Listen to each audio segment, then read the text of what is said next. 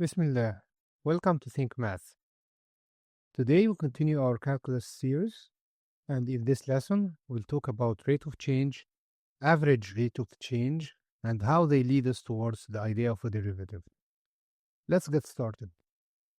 In this video, we will understand what we mean by the rate of change of a function, understand the average rate of change over an interval, and introduce the rate of change function, which is the main step before differentiation. Suppose we have a function y equals f of x, and we look at what happens when the input changes slightly.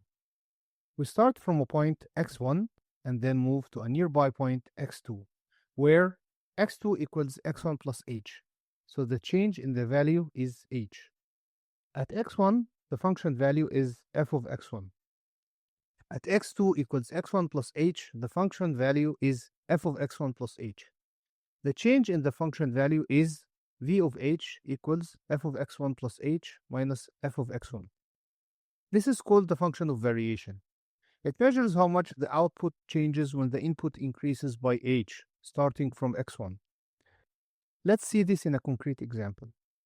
For this example, let f of x equals 3x squared plus x minus 2, and suppose x varies from 2 to 2 plus h.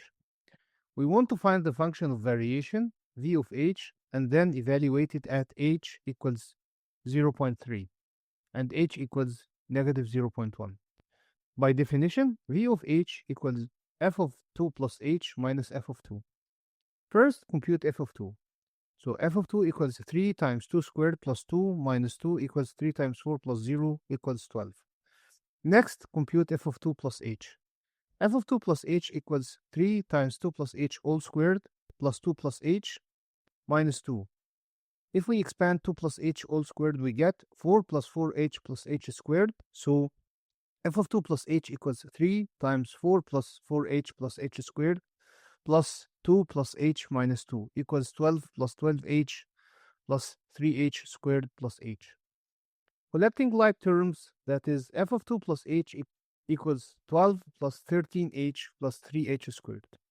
Now, subtract f of 2. v of h equals f of 2 plus h minus f of 2 equals 12 plus 13h plus 3h squared minus 12 equals 13h plus 3h squared.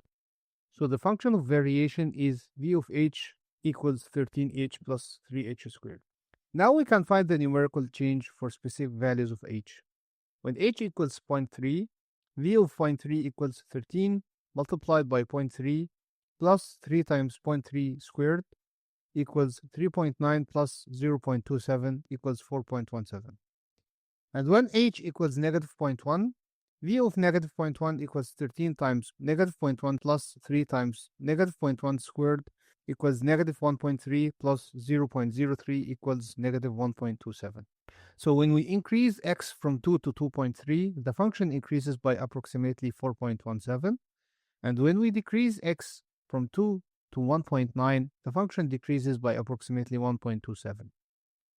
Knowing the variation v of h is useful, but often we want to compare the change in the function to the change in the input. If we divide the function of variation by the change in x, that is by h, we obtain the average rate of change.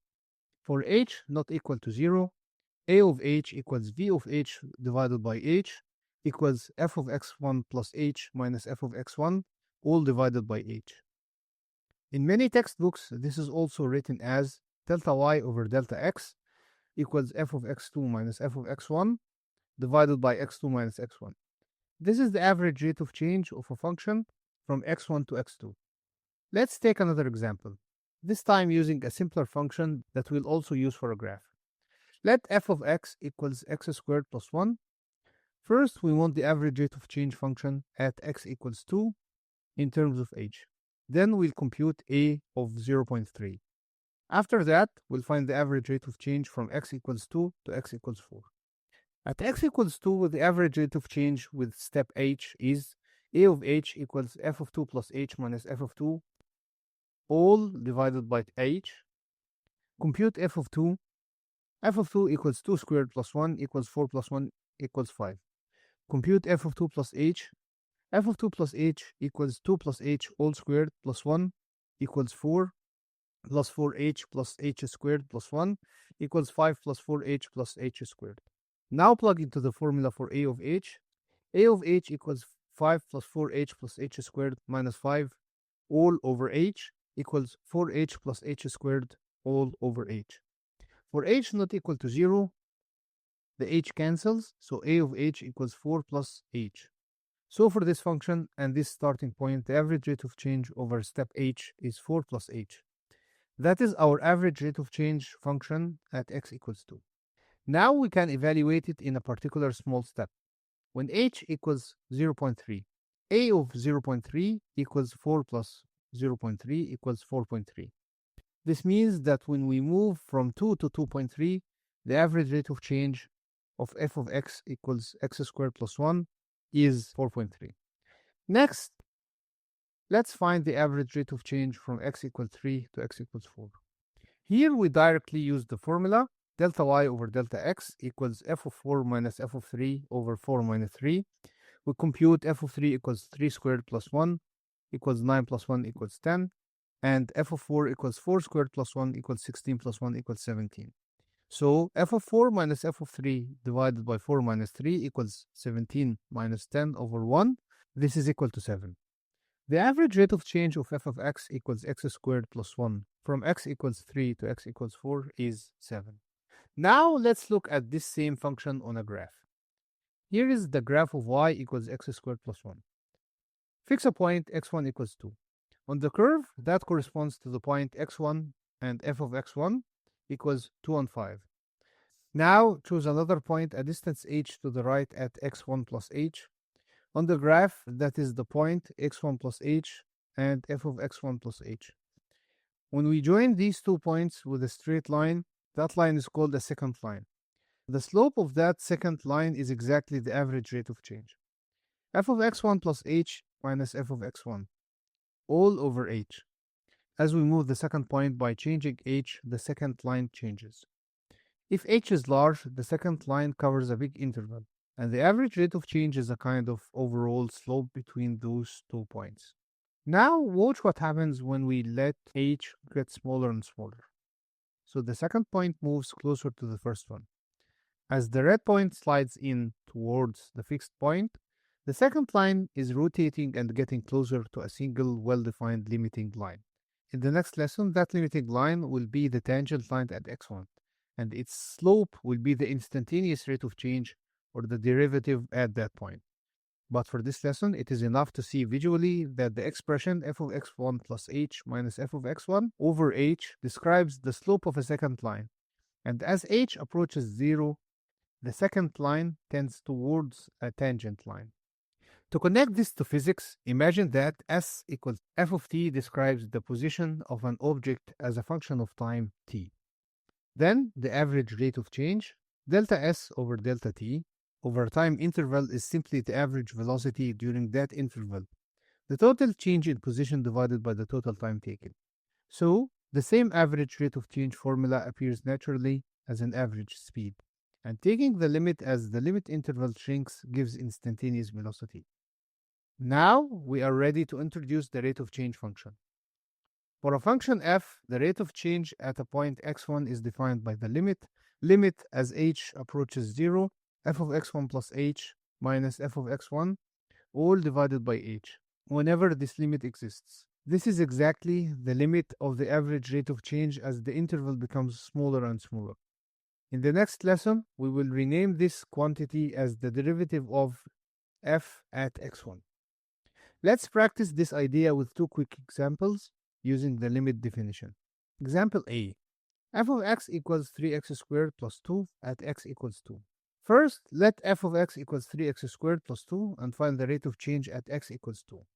By definition, f prime of x equals limit as h approaches 0 of f of x plus h minus f of x all divided by h. For this function, f of x plus h equals 3 times x plus h all squared plus 2. So f of x plus h minus f of x equals 3 times x plus h all squared plus 2 minus 3x squared plus 2. Expand x plus h all squared equals x squared plus 2xh plus h squared. Then f of x plus h minus f of x equals 3 times x squared plus 2xh plus h squared plus 2 minus 3x squared minus 2 equals 3x squared plus 6xh plus 3h squared minus 3x squared equals 6xh plus 3h squared. So f of x plus h minus f of x all divided by h equals 6xh plus 3h squared all over h equals 6x plus 3h, for h not equal to 0. Now take the limit as h goes to 0, so f prime of x equals limit as h approaches 0 of 6x plus 3h equals 6x. At x equals 2, the rate of change is f prime of 2 equals 6 times 2 equals 12. Example B. F of x equals 2 over x minus 1 at x equals 3. Let f of x equals 2 divided by x minus 1 and find the rate of change at x equals 3. Again, we start with f prime of x equals limit as h approaches 0 of f of x plus h minus f of x all divided by h equals limit as h approaches 0 of 2 divided by x plus h minus 1 minus 2 divided by x minus 1 all divided by h. We will put the two fractions over a common denominator. The numerator becomes 2 over x plus h minus 1 minus 2 over x minus 1 equals 2 times x minus 1 minus 2 times x plus h plus minus 1 all divided by x plus h minus 1 multiplied by x minus 1. If we simplify the top, 2 times x minus 1 minus 2 times x plus h minus 1 equals 2x minus 2 minus 2x minus 2h plus 2 equals negative 2h.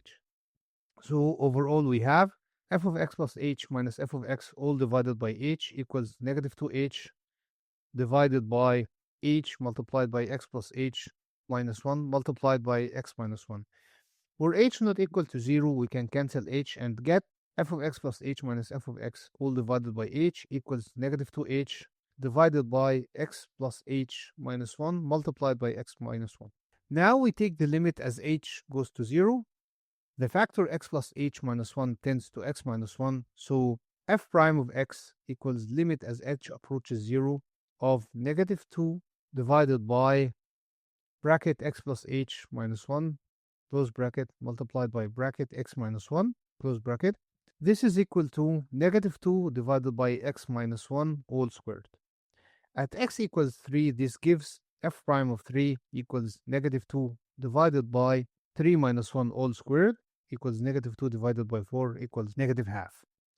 So the rate of change of f of x equals 2 divided by x minus 1 at x equals 3 is negative half. To finish the main part of this lesson, here are two exercises for you to try on your own. Exercise 1. Find the rate of change of f of x equals the square root of x plus 3. Exercise 2. A piece of stone is dropped into calm water and a circular wave is formed and expands regularly, keeping its circular shape. Find the rate of change of the surface area of the wave with respect to its radius when the radius is 3.5, taking pi equals 22 over 7. Here you should first express the area in terms of the radius and then compute the rate of change with respect to the radius. Pause the video and try to solve these on your own before you see similar ideas again in the next lesson. Before we end, let's very briefly show the solutions to the continuity exercises from the previous lesson. First, discuss the continuity of x minus 4 divided by x squared minus 5x plus 6 on R. This is a rational function. It is continuous everywhere its denominator is non-zero. The denominator factors as x squared minus 5x plus 6 equals x minus 2 multiplied by x minus 3. So the function is continuous on R except at x equals 2 and x equals 3. In interval form, it is continuous on the open intervals from negative infinity to 2 and open interval from 2 to 3 and the open interval from 3 to infinity. Now let's look at our piecewise continuity exercise. We have f of x equals 3x minus 2 when x is less than or equal to negative 2, ax plus b when x is greater than negative 2 and less than 5, and x squared minus 12 when x is greater than or equal to 5. And we want f to be continuous on R. We need continuity at the junctions x equals negative 2 and x equals 5. At x equals -2, the left branch gives f of -2 equals 3 times -2 minus 2, which is -8. From the middle branch, we have f of -2 equals a times -2 plus b equals -2a plus b. Continuity at -2 gives the equation -2a plus b equals -8. At x equals 5, from the middle branch, we have f of 5 equals 5a plus b. From the right branch, f of 5 equals 5 squared minus 12, which is equal to 13. So continuity at 5 gives 5a plus b equals 13. Solving the system of -2a plus b equals -8 and 5a plus b equals 13, we subtract the first equation from the second and obtain 7a equals 21, so a equals 3. Substituting back, we get -2 times 3 plus b equals -8, so p equals -2. Therefore, for this function to be continuous on R, we must choose a equals 3 and b equals -2. In this lesson, we have seen how the function of variation and the average rate of change lead us directly into the limit definition of the rate of change at a point.